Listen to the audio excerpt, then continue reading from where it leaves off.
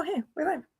Hey guys, we are the Mac and Cheese Podcast. I'm your host, Mary, and Justin will announce the special guest that we have today. You guys might not notice it's Justin and I today. We also have Aaron Nagler from She Said TV. A lot of our audience know we recently interviewed Andy Herman last week. Nagler, actually. Oh, nice. You have some competition right now. Always competition in this space. You know that. Exactly. And we had Tom Grossi last year. See, all the heavy hitters. You know, I'm just batting cleanup over here. It's all good. I mean, we had a Brandon Perna, a Broncos fan. So, lovely. He's good peeps. Yes. Justin, do you want to do the intro? Sorry.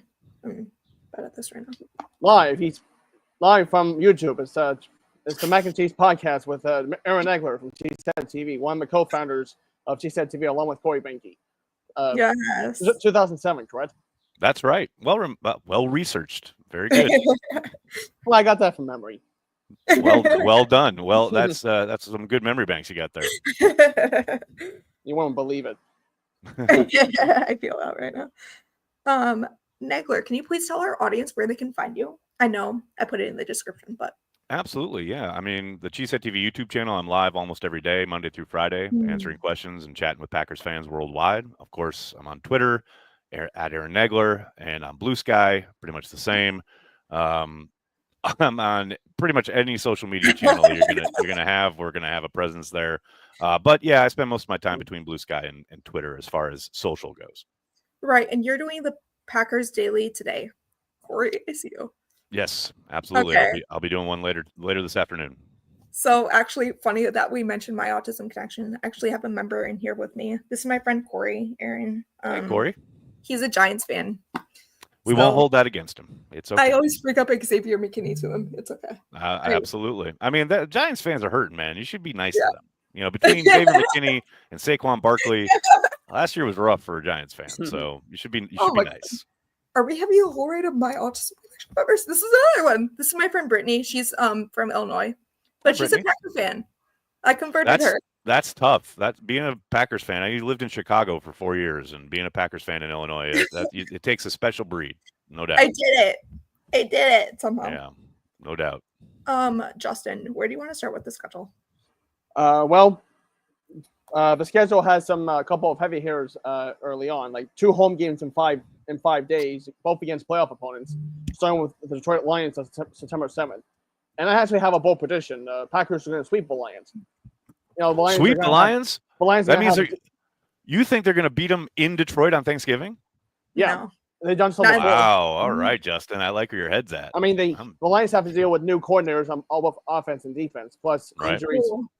Players recovering from injury, although Ian Hudson is cleared for all activity. Yes, and he's a problem, a big problem. And we don't have David Bakhtiari anymore to lock him down. That was so nice back in the day when Hutchinson was just on the scene and he was so good even right out of the gate, but he could never get past Bakhtiari. He always had to flip over to the other side. Now we don't have that. We don't have that luxury. And he is a major problem. He'll be a major problem week 1, but I like getting Detroit right out of the gate. I like kind of hopefully getting that monkey off their back, not just because, you know, Detroit beat them twice last year and has really had their number since Dan Campbell's been in town.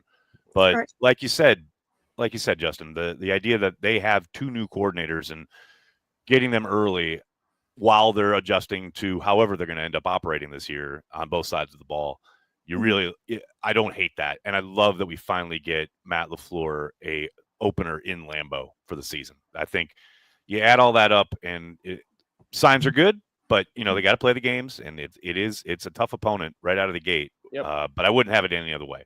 Any given Sunday. Exactly.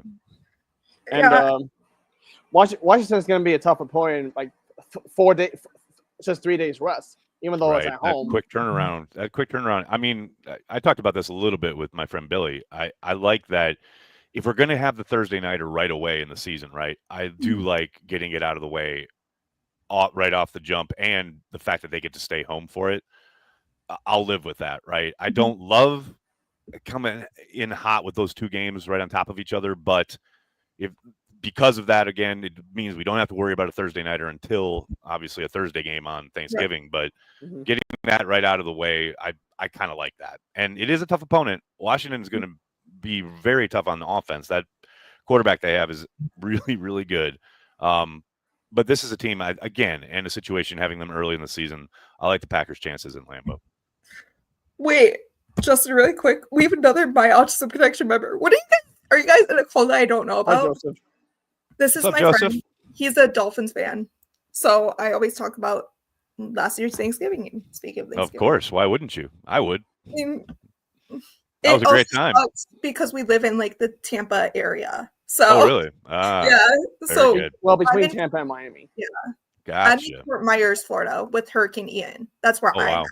Yeah. Got it. So Well, it's funny because last year I was there for the Thanksgiving game, the night game, and I'm not a fan of the Packers playing on Thanksgiving. I've never really enjoyed it, but I didn't mind it at night. At night, it was kind of fun because then your day is over, right? Like, and it's night, and I want to watch football, and that was great. I actually loved that, but I am not a fan of them playing in the morning on Thanksgiving. I don't like it. I don't either. I mean, Vince Lombardi was tired of it after a while. Exactly. Well remembered, Justin. Well researched. Look at you. You're pulling out all the stops here today. Yeah, absolutely. He petitioned the league to have, because it used to be Packers would go to Detroit every Thanksgiving. And finally Lombardi finally said enough of this. And plus, another component the Packers fans really don't like to talk about is the fact that one of the reasons Lombardi hated it so much is Detroit kept winning. You know, Detroit was very much had their number on Thanksgiving, not unlike modern days. So, yeah, Lombardi petitioned the league to finally start having it rotated. Oh, I didn't know that. Yep. We have to talk about Jair Alexander. It's come up Oh, of multiple course. times with us. Of course. What do you think is going to happen? When do you think it's going to get done? It's funny because now we've got, of course, Matt Schneidman's report that they've offered him the restructured contract. Of course, we don't know what that looks like. I don't think that changes a whole hell of a lot. You know, we know that there was an offer on the table from a team for a trade, but Jair wouldn't touch his contract, and so the Packers couldn't pull the trigger there. I think Jair is going to say to the Packers, and this is just guesswork, I don't know anything, but I'm guessing that he's going to say, no, but you're going to pay me what we agreed to, otherwise release me. And push comes to shove, I still think there's a decent chance they release him. I really do. I don't doubt that there's kind of a thaw and they've gotten to a better spot. But I don't know, man. If Jair hasn't been amiable to changing his contract through the end of May, we're almost in June. I don't know what would change in that regard on his side. But we'll see. I mean, I've been surprised before. Maybe cooler heads prevail and they come to some kind of agreement about play time and incentives, and he only gets paid if he plays, because that's the sticking point, right? The fact that he has missed so many games. There's a chance. I don't think it's a huge chance, but there's a chance he sticks around. Yeah, the injury bug messed him up. Last year was the Jacksonville game that he got hurt in right near the end. Right, and that's the worst part, right? Is that it was legit like one of the last 2 or 3 plays of the game. Like, that's so frustrating. The game's won and it's almost over, and the Jags are in desperation mode trying to go to the end zone, and he tweaked that knee, and that bug that pretty much took him out for the rest of the year. I hate that. We have to, Justin, it looks like we have one of your high school friends in chat. Corey Rodrigo from New York, maybe? Oh, I know him, yeah. Yeah, he's autism. Hi, Corey. Hope all is well. Hey, Corey. Obviously, my biggest gripe, we all had this gripe. Week 5 bye week. Yeah. Yeah, I was about to bring that up. Week 5 bye week. Yeah, I mean, you wish a bye week would always fall right in the middle of the season, right? So you could kind of have a reset, maybe get healthy for a stretch run. My thing is, and I've been saying this since the schedule came out, I don't hate it. I don't mind it, because look at the Eagles last year. They had a week 5 bye, and they went on to win the Super Bowl, right? Like, it's just about getting healthy and getting a bit of a break, right? But ultimately, I want a battle-tested team down the stretch. And like, we've had week 13 buys a couple years ago. Remember that? I hated that. Okay. And plus, also, I don't hate the fact that the one kind of bonus about playing on Thanksgiving is then you get that 10-day mini buy, right? You get that kind of extra stretch of time. So it's like you don't have a bye, but you do have a couple extra days to rest, hopefully get some guys back from injury, etc. But you don't have the full bye week. I don't mind the way the schedule's laid out, just because of the fact that they are playing on Thanksgiving. That gives them a little bit of extra rest towards the end. But then again, I want them playing week after week after week heading into the playoffs. I mean, Right. we've seen too many times where, oh, they've wrapped up the division, sit some starters, don't sit some other starters, and they kind of half measure it, and then they get to the playoffs and they're not in fighting form, right? I don't mind it. I know it's not ideal, but you know, you're handed the schedule, you got to play it. Yep, and that's including playing the Bears twice in 3 weeks, which is Seriously. a little odd. It's something they've done. The NFL has done quite a bit over the course of the last couple of years. The Packers haven't had it happen, but we've seen this in the NFL schedule where, you know, you play a division foe in December and then you have a week against someone else and then you play them again. That happened last year. It happened a couple of years ago with a couple different teams, and now it's the Packers' turn, apparently. And it's a lot more than the Packers, too. I know Right. that. I just don't remember every single one of them. Yeah, like I said, they've been doing it now for a bit, and it's an odd wrinkle, but yeah, I mean, at least you get the Bears late in the season. I like that. Yeah, Justin, go ahead. Yeah, there's one division game in week 1, but then no division games until week 12. That's crazy. Yep. Yeah. It is crazy. The Vikings game is the first one, I believe, and that's going to be a tough contest. I mean, you'd like to get J.J. McCarthy early in the year, right? I mean, before he settles in. But we'll see what he's like. We'll see what that offense is like with him at quarterback. But yeah, you're right, man. It's a bit of a divisional gauntlet down the stretch, which again, I kind of like. You know, you're heading into playoff football. Hopefully, you being in playoff atmospheres, playoff-like atmospheres. I think that's a good thing, right? I want to be tested. I want these guys to be playing tough ball against tough opponents all the way down the stretch. And division games are always tricky, regardless of how well teams are doing. Absolutely. I mean, they lost to. They know you so well. Exactly. They know you so well. It's tough. Joseph, what? Still waiting on the Dolphins rebuild. Okay. That'll be in a few years. At least they didn't trade Tyreek Hill. Oh my God. Although it sure sounds like Ramsey's out the door, but we'll see. Oh, yeah, I see that. Okay. Ramsey to the Packers, yes or no? I know you've already said that ain't gonna happen. that ain't gonna happen. Too expensive. Yeah, that's not how they operate. Right. Okay. So I asked Andy Herman this question, Aaron. Mm-hmm. Who do you think is a surprise player that you think will get cut? Like the first two. I mean, I don't know if they're surprised. They would be surprising, but I think, you know, the lower you go on the depth chart at the wide receiver position, the more likely it is that you're going to be on the chopping block, right? Whether it's McCole Hardman, simply because you can easily because of his contract, right? Or maybe it's Malik Heath or Bo Melton. But either one of those guys, if they ended up getting cut, which I think at least one of them probably will, you're still going to see them be brought back on the practice squad, most likely. But those are the only ones that I would really kind of say that might be a surprise, only because, you know, Hardman was a free agent addition, and it would be somewhat surprising if he never even made it to week 1. Right. Although the funny part is like, because his contract is so easily kind of jettisoned, right? It's not huge. And plus, if the Packers were really looking to be thrifty, which we know they can be, sometimes teams will cut a vet like that just so they're not on the roster week 1 and then bring them back. Because once you are on the official roster for week 1, the beginning of the week of week 1, your salary is guaranteed. So so a team will sometimes, it happens rarely, but it does happen. They'll cut the vet and then bring him back. That way his salary isn't guaranteed. So isn't that what they do? I doubt they would go that way, but it's something they could do. I mean, like, not surprise cut. Who would you expect to get cut? I guess is the question. Trying to think like past like any kind of the obvious, like if you talking like a 90-man roster, obviously there's tons of candidates. I don't know. It's tough. I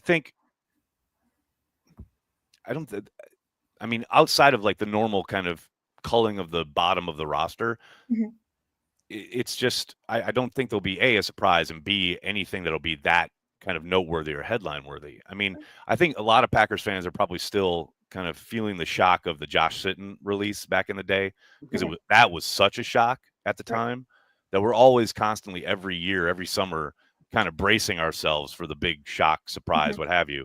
One guy who I know will most likely be on the bubble, who I really hope makes it, is Christian Welch. the linebacker who was Oh, on the squad last summer, played. He had a great preseason, was a yeah. really good special teams player, but then he didn't make it. Ended up playing with, I think, the Ravens and the Broncos last year, and now he's back, but they then signed Isaiah Simmons, right? So I hope they keep all these guys and have them working together on special teams, because I think that would very much help the Packers special teams. But it is a numbers game, and you got to make all of that, like, those puzzle pieces fit. So I think Welch could potentially get caught up in that numbers game once again. I hope not, but that's a potential guy who could probably see the street if things fall the wrong way for him. So the players that Andy Herman mentioned was Kobe Wooden is a name to watch out for. Well, it's funny. I think that's a possibility, but also he was running with the ones yesterday or 2 days ago in OTAs. But some of that is because Kenny Clark wasn't practicing the team stuff, and they're probably just playing with some looks. But I would very much agree with that sentiment, as far as you've got Devontae Wyatt, you've got obviously Kenny Clark, you've got a couple draft picks, you got an undrafted guy, Nazir Stackhouse, who I think they like a lot, as far as at least on early downs. Got Carl Brooks. So there's numbers there. I think a lot will depend on how things shake out in camp, like once the pads come on. But Wooden, that he's definitely a cut possibility, no doubt. The final one that he said is Enigbari. Kingsley Enigbari is another one to watch out for. I think, again, this depends on how the rookies play, right? And how much they are able to get into the rotation right from the jump, because Enigbari knows your defense. He's done a lot for you. I think more than a cut candidate, he's a trade candidate. I wouldn't be surprised if things go well, right? If the rookies hit the ground running and look really good, and they think they like what they've got rotationally, and LVN looks like he's taking the step forward. And then you've also got Brenton Cox Jr., Aaron Mosby, these guys who got experience in the system last year. Maybe, now that's a huge maybe, but maybe they make some calls and try and flip Enigbari for a day 3 pick. That wouldn't surprise me. Okay, I was about to say, what would you think about the trade? What would that be? But I mean, what was he, a 5th? Oh, like initially? 5th, maybe 5th or a 6th. I mean, I think they'd probably recoup that, most likely. Maybe because he's had some production in the league, maybe a 4th, but more likely or not, like a 5th or a 6th, most likely. Okay, Aaron, this is a popular question. I know why he's asking this one too. Is there any player that didn't get drafted that you think should be signed? Is he talking about in the NFL or with the Packers? In the NFL. Or Packers. Yeah, like undrafted free agents that's not signed yet. Nobody leaps to mind. I mean, I can't sit here and pretend to be like a college football whiz kid. I don't really follow college football that much, and I do a lot of, obviously, research for the draft and things like that. But nobody that leaps to mind. Let's say that. I think I know who he's talking about too. I think that's why he has that. He's talking about. So basically, Aaron, I interviewed a draft prospect this year, and he did not get drafted. I interviewed the linebacker Jameer Augustine from Southeastern University. Nice. And he's still not signed. Okay. But that's why he was asking that question. But this is a perfect opportunity to jump on board like the UFL or some of the other or the Canadian Football League. I mean, here's the thing. If you love the game of football, and I know we love the Packers, right? And we love the NFL and things like that. But, man, football is a great game. And the regular season ends this weekend for the UFL. So the UFL playoffs are going to be coming up. You can watch some of that, and maybe he catches on somewhere like that, like either there or indoor football league. I mean, there's tons of different places you can play football. And just because you're sitting out there right now and maybe he hasn't been signed, etc., doesn't mean he's done playing football. And also, don't forget, once those pads come on and injuries happen, he could very easily get a call. So just because he's not signed right now doesn't mean he won't be. Right. Because to me, he's like a Quay Walker type player. Oh, I like it. I like it. There you go. Justin, go ahead with your. I guess going back to the schedule, what's your what's the game you're most looking forward to besides Week 1 against Detroit? Yeah, that's a very good question. I got to admit, it's got to be the Vikings at home, just because the Detroit thing has been annoying because Dan Campbell has had LaFleur's number. But I think we can play with them. I'm not, afraid of them in any way, shape, or form. And the Bears are the Bears. It's like, wake me up when they're relevant. I know they make tons of headlines every offseason, but no one's really scared of the Bears. But I hate the Vikings, man. I hate the Vikings. And getting them in Lambeau, the way they've kind of really popped off the last 2 years in Lambeau Field is annoying to me. And the Packers need to reassert dominance in the division, especially, but specifically against the division at home.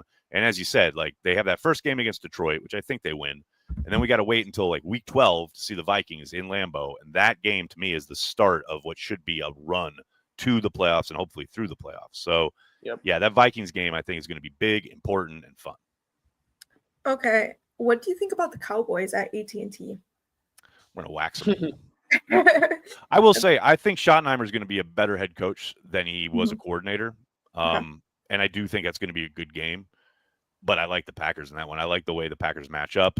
I like them in that building. I mean, it hasn't mattered who the quarterback is. Right. You know, we've just gone down there. It's been a home away from home for the Packers. So exactly. Obviously, you know, the pass is not prologue automatically. But I think it's going to be an insane game. And I know the tickets are all, like absolutely astronomically expensive. Already?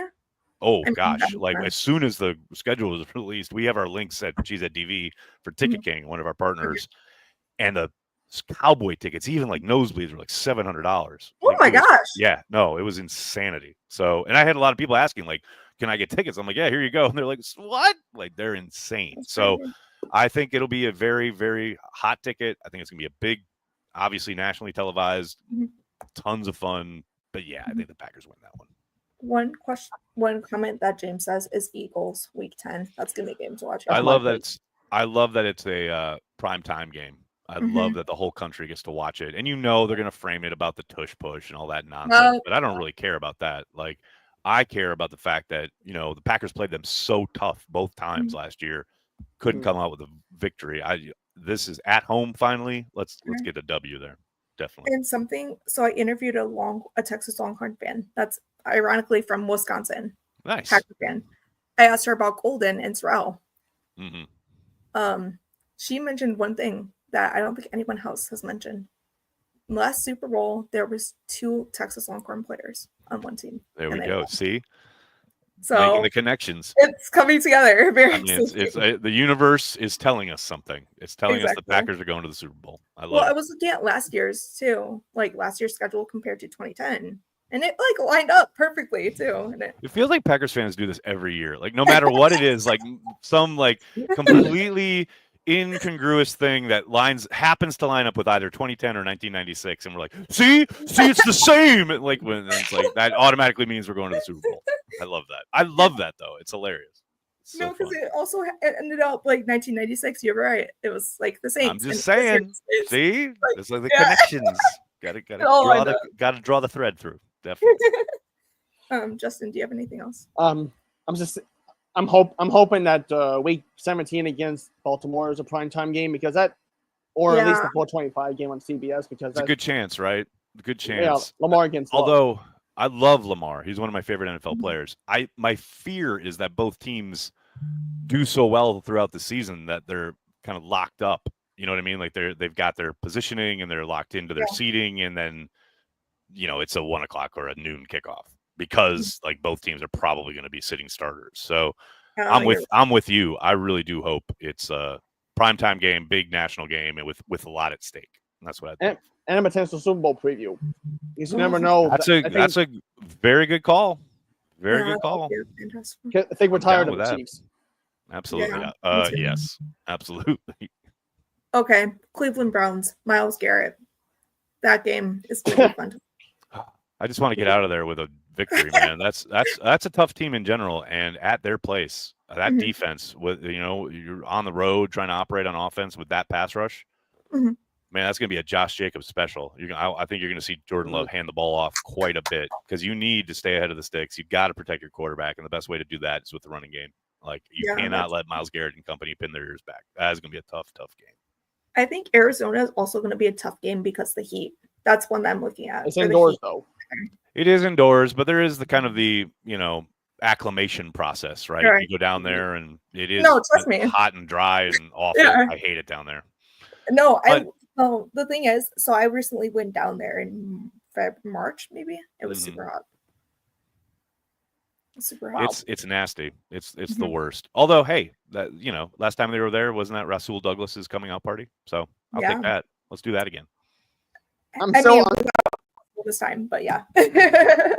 We'll get someone new. I'm still not sure what's gonna happen in Pittsburgh because as TJ One and them are like disagreeing on something, and then we don't know if Aaron Rodgers is gonna be there at all if he retires. I'm pretty sure Aaron Rodgers will be there, and I'm pretty sure they'll figure out the TJ Watt thing. You know, TJ Watt just had a hold in a couple years ago. Like they'll figure that out. You know, it's the off season. He just doesn't want to be there for OTAs, which I don't blame him. He's a vet, doesn't need to be there. You know, like I think all of that will work out, and it'll be an awesome game. I love that town. I love that stadium. If you ever get a chance to go to a game there, especially at night, the river with the three bridges, it's gorgeous. The vibe is awesome. So I'm really looking forward to that game. She mentioned something. Yeah, last time we were there. Yeah, I'm a bit concerned about that. But you'll also remember that it took overtime. It took overtime to Brett Hundley to Devontae Adams, and Adams running like right straight into the locker room. Yeah, I remember that finish. That was crazy. It's like wanting to get out of Cleveland as soon as possible. Yeah, as soon as possible, no doubt. I mean, the Bengals also have the overtime game last time that we played them for the overtime kick. Like, when everybody had missed like 100 kicks before, right? That's gonna be a tough game. I'm really glad that game's in Lambeau, but that's gonna be tough. They are a very good offense.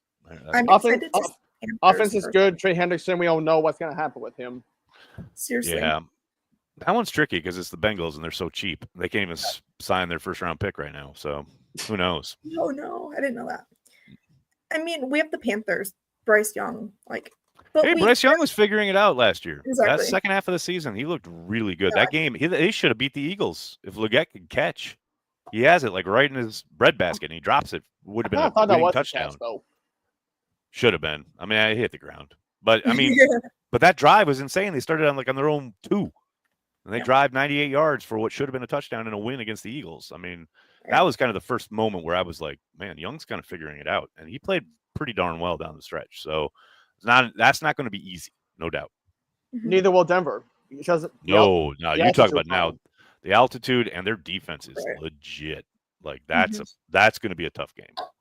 I'm excited to watch it, but again, like you said, the altitude up there, it's going to be tough.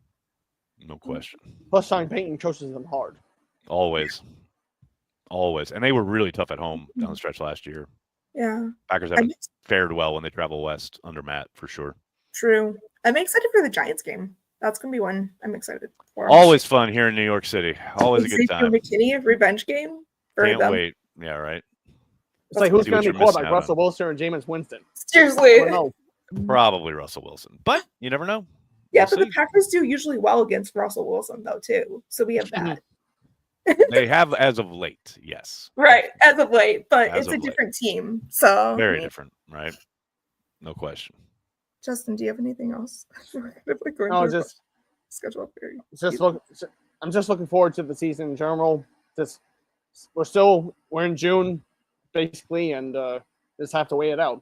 Hopefully, everyone stays healthy before. This is the tough part because you get kind of football with OTAs, right? It's not real football, but it's kind of football. Then you get the mini camp, and then we get that break for a couple of weeks, and then hey, before you know it, it'll be July 23rd. They'll be starting training camp. Preseason. Can't wait. And then we have preseason. Exactly. Do you know if Family Night is going to be live streamed this year by any chance? They haven't officially said it, but I'm pretty sure it will be since they started that last year. I can't imagine they would do it last year and not do it this year. But I haven't heard officially yet. Okay. But I think it will. I think they will. That's what Justin and I were thinking. That was cool to see last year. It's like the little boy who caught 3 balls in a row. He was the star. That was the best part. That was the best Family Night moment I've seen in like 20 years. That was incredible. Mm-hmm. He was awesome. I mean, that kid was awesome. At least we don't have to have a kicking battle again this year. Come on now. Right? Living and dying through that. Don't have to deal with it through the early part of the season. I mean, thank goodness. Absolutely. Okay. Do you think Malik Willis will be backup quarterback? Yes. Okay. Yep. No question. I think Alergsma is a nice addition. He'll battle with Clifford for a third spot if they decide to keep a third quarterback, but that's not a given. But yeah, Willis will be the backup, no doubt. Okay. I know Felipe said he has 3 quarterbacks this year. Oh, really? I don't know. I mean, kudos to Willis for saving our season after Love got hurt early on. Seriously. No one expected that. That's why the NFL is so great, though, right? Like, you never really know.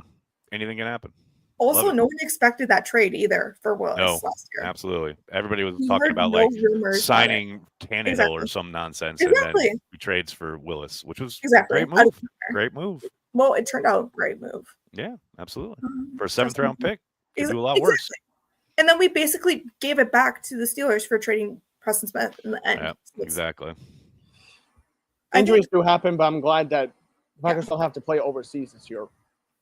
Yeah, I was really hoping they would get to Dublin, but I don't think there was any way the NFL was going to put them in Dublin if Rodgers is going to be the quarterback of the Steelers. So that's what Felipe and I were thinking too. Aaron, who do you think is the best quarterback for the Green Bay Packers so far? You mean all time ever? Yeah, Brittany, that's my guess. All time ever, it's Bart Starr. It's not even a question. Yep. It goes, but as far as like if you're talking modern era, I think Aaron Rodgers. I don't think there's any argument there. I think Brett Favre was the perfect quarterback for his moment, as far as a team that had been terrible for decades, and then he came along and kind of grew with them and Holmgren, etc. I think he was perfect. I don't know that Rodgers probably does as well in that situation, but I think as a pure talent and playing the position in the modern era, it's Aaron Rodgers. Obviously, I grew up with Lynn Dickey, who's one of my all-time favorites. But as far as like the best to ever do it in a Packers uniform, it's Bart Starr. Okay. I was trying to show you the Bart Starr because I have a Funko Pop. Love it. Excellent. That's awesome. Hell yeah. These are from my uncle. He gave it all to me. I love it. That's phenomenal. That's so like cool. Lynn Dickey is up here. Hell yeah, Lynn Dickey. Let's go. That's it. Dorsey Blevins. Sterling Sharp finally made it into Hall of Fame. Hall of Fame. Yes. I hope they have some kind of like presentation or like they stream or show the kind of Hall of Fame inductions at training camp or during family night, because I think it's the same night. That'd be so fun. It's so great. I'm so happy he's finally in. I was a bit bummed out about Mike Holmgren not joining them because he didn't get. Yeah, I'm with you. I mean, he's long overdue. I mean, if Bill Cowher is in the freaking Hall of Fame, Mike Holmgren should be in the Hall of Fame. Like, it's nonsense that he's not. But hopefully someday. And now Belichick's next up. Yeah, it's gonna be tough. It's gonna be tough to get in when Bill's up. That's what I mean. Like he'll probably have to wait it out a little bit more, but Holmgren should go in eventually. He's so good. He's one of the best modern coaches what we've seen. And I have Ministry of Defense on this side. Reggie Come on now, Reggie. I have Mark Chamorro up here too. Chewy. You gotta get Keith Jackson to go right next to it. I don't get the 96 tight end group. I don't together. I have Robert Brooks. There you go. Perfect. Another member of that 96 team. Yeah. I mean, 90s Packers in general. Low, like Robert Brooks didn't finish that season because of a knee injury. The knee, yep. I have Ray Nitschke too. You got all the classics. Good stuff. Vince Lombardi. Classic.